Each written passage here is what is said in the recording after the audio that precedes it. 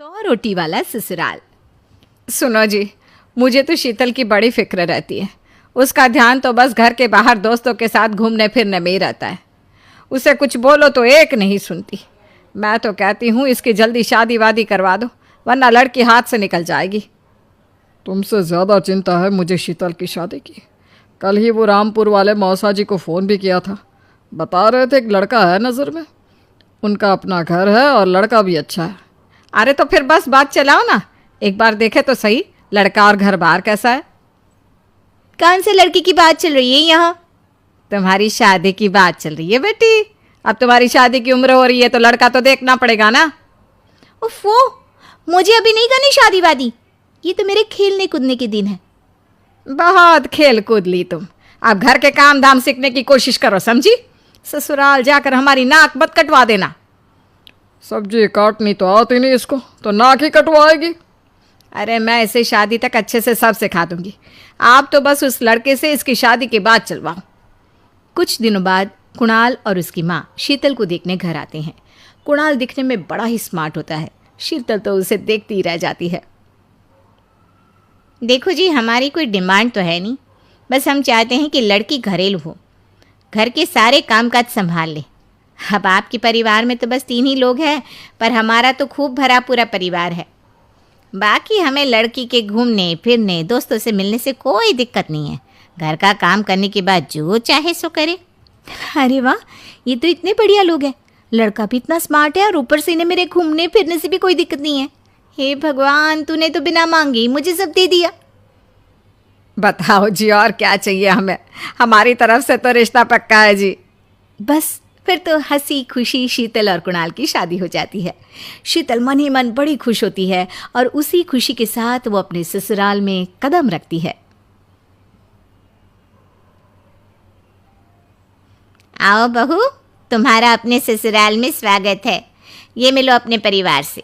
ये तुम्हारे ससुर जी, तुम्हारी ननद सुनीता और गीता, सुनीता के पति राजेश और उनके 2 बच्चे राजू और चिंटू।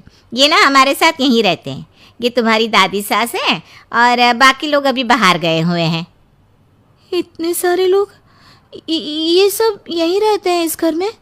अरे अभी तो मेरे देवर देवरानी और उनके 3 बच्चे यहाँ नहीं है। उसके मायके में भी शादी थी ना, तो बस वहीं गई है। कल तक आ जाएंगे। हे भगवान, ये घर है या धर्मशाला? ये सब एक साथ इस घर में कैसे रहते हैं? मुझे तो पता ही नहीं था इनका इतना बड़ा परिवार है। अब समझी कि कोई डिमांड क्यों नहीं की इन्होंने। ये सब चाल चले मेरे साथ। अरे बहू, खड़े खड़े क्या सोच रही हो? चलो अपने कमरे में जाकर आराम करो। जी माँ जी। अगले दिन शीतल का ससुराल में पहला दिन होता है। शीतल रसोई में जाकर सबके लिए खीर बनाने लगती है। तभी उसके ननद सुनीता आती है। अरे वाह भाभी, आज क्या बना रही हो? बस दीदी, आज वो पहली रसोई है ना, तो खीर बना रही थी। अरे भाभी, ये खीर वीर रहने दो। घर में 4 लोगों को शुगर है और कुछ लोग मीठा ही नहीं खाते। आप ना सीधा खाना ही बना दो। क्या फ़र्क पड़ता है, मीठा बने या नमकीन? बस बहू के हाथ की पहली रसोई होनी चाहिए ना। जी दीदी, तो फिर मैं खाना ही बना देती हूँ। आप बता दो खाने में क्या बनेगा? बस सिंपल सी कोई सब्जी बना दो, जैसे आलू गोभी या आलू मटर, और उसके साथ रोटियां सेक दो। हमारे परिवार में अब तुम्हें मिलाकर पूरे 20 लोग हो गए हैं। 15 बड़े और 5 बच्चे। बड़ों की 6 और बच्चों की 2 के हिसाब से रोटी बना देना।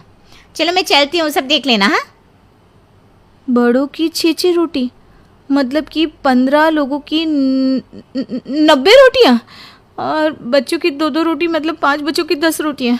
90 और 10 मतलब कुल मिलाकर 100 रोटियाँ। हाय, मैं तो मर गई। 100 रोटी अकेले कैसे बनाऊंगी?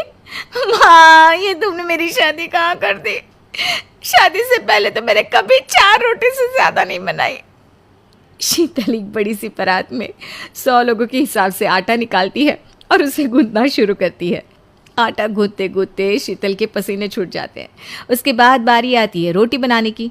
शीतल एक एक करके रोटी बनाना शुरू करती है और 10 रोटी बनाते ही अपनी कमर पकड़ लेती है। हाय, मैं मर गई।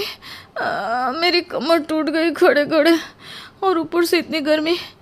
मैं 100 रोटियाँ कैसे बनाऊंगी?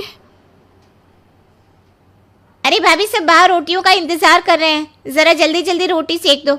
सब